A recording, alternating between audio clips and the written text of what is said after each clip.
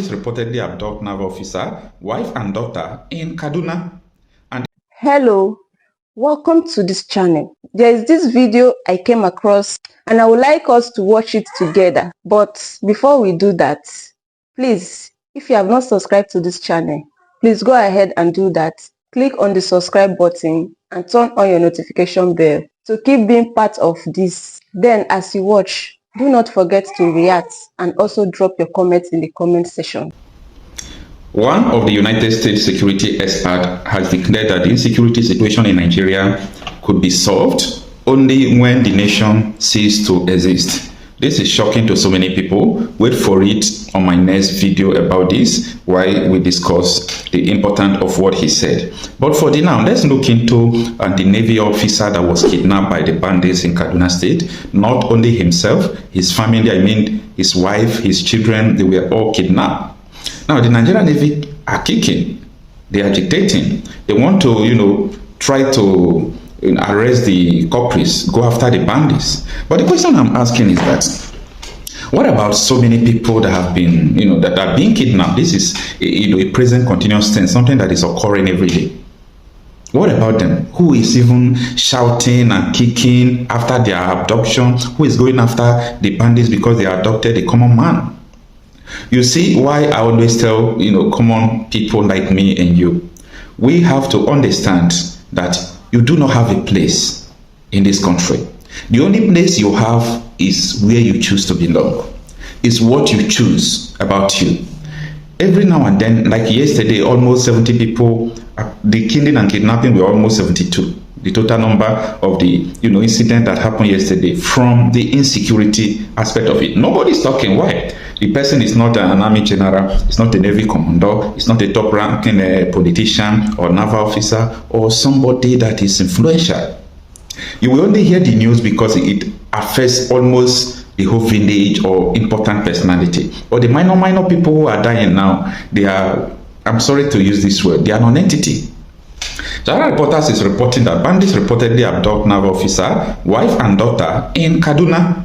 And this is what it reads, that a 40-year-old naval officer, Seaman Olatunji Enoch, has reportedly been abducted alongside his family by armed bandits in Kaduna State. The victims were identified as Enoch, his 25-year-old wife, Margaret Olatunji, and their 13-year-old daughter, Helen Beatrice. They were reportedly kidnapped during an attack in Kachia local government area. Now, before I go forward, I needed to, express my confusion when I saw that their daughter is 13 years old and the wife is 25 years old. So I was trying to figure out, maybe the man has a daughter elsewhere, because a lot of people are saying, how can 25 years old wife give birth to 13 years old daughter? So that is not the concept of this video, as so many people are commenting to figure out this puzzle.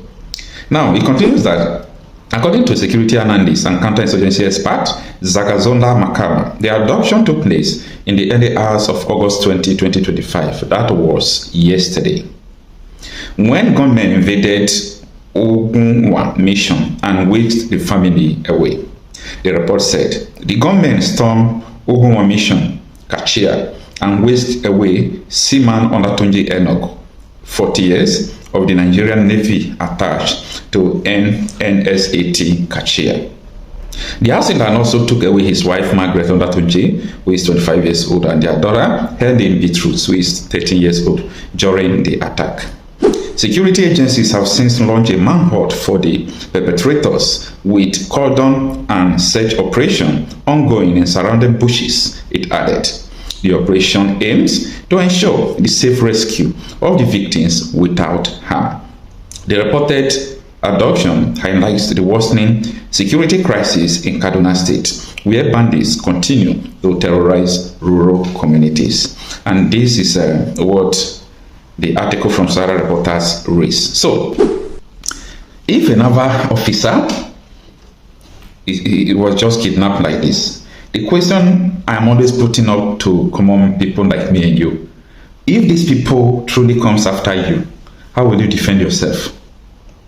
The other day you hear about how they attack military base. In Yobe the other day, they capture military officers. They decided at will to free some military officers, some soldiers, and they beheaded 3 other soldiers. So they choose the soldiers they kill and the soldiers they will not kill. They choose what happened to the soldiers and how. Just these people are in charge. Let me use this statement. They are in charge. They are in charge of Nigeria. So anywhere they want to attack. In fact, right from 2021, when they attacked, what is it called, Nigeria Defense Academy. And anybody that attacks Nigeria Defense Academy, you know that the person has the ability to cripple Nigeria in 24 hours. Because that is a center of intelligence training, defense equipment. Such a thing is not supposed to happen. They attacked Nigerian armory, where they used to keep Nigerian ammunition. Is there any place they have not attacked? Is there any place at all these people have not attacked? They are just sending message. When we are ready, we can take back this country. When we are ready, we can do what we want. That is just the message. It is you that is failing to understand the kind of message these people are passing. That today Navy officer is being kidnapped. Yesterday it was military officers were ambushed. The before yesterday it was military officers that were kidnapped. The other day it was police on the run. The other day Bono people went to Cameroon to seek a refuge because they chased them out of their country. The other day in Zamfara State, the community are paying 50 million naira as tax to the bandits. These people are expressing freedom. This is a safe haven for the terrorists. Now, when you try to solve the puzzle to ask why is all this thing happening, it could be traced to 2014-2015 when some greedy and so-called political actors in Nigeria imported these people into the country. They imported them. They did not provide a place that these people are going to stay. They imported them. They did not provide what these people are going to do. First of all, importing these people amount to a treasonable felony. These people are supposed to be lying, and die in the prison. All the days of their life, they're supposed to be languishing in detention. Now, if you talk now, they try to amend social media law, do all sort of things just because they don't want you to say the truth that hurts. All these people doing all these things, they do not mean well for you. They do not mean well for you. They may pretend. They may come out in their speech that they want you well, they want this, they want that. But the only question you have to ask is this. If what they are saying is different from what they are doing, how can you trust their words? Even though they come out tomorrow, they say, we want to build hospital, they want to do this, and they spend billions upon billions and trillions of naira. The following day, what will make them to travel abroad if actually the 1 trillion naira hospital they projected, if they build it? And if they build it, they will do it substandard. They will spend millions and they will tell you that they spend trillions. Everything you are seeing, according to Governor Monique, is an edit. Everything you see at the government's parades is an edit. The reality we history people had due to the current situation. The reality is nobody's mate. We didn't say people should not pretend. We didn't say people should not do what you want to do. Deceive people do, but the reality remains. And you can see the reality in the rate of poverty, in the rate of insecurity, in the rate of attacks, in the rate of the decay we are seeing in the nation. That is the reality. You can't hide. You can't run away from the reality.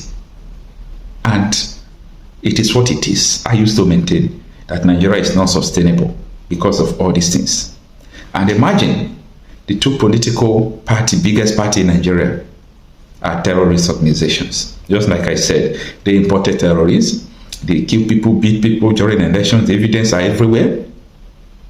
The Canada court just affirmed that they are terrorist organization. So how can, in this situation, how can you still hope that the same people will bring new Nigeria for you, that the same people will change the situation? Isn't not time that people should start looking for permanent solution instead of all these hypotheses where you can never even arrive at a desired result?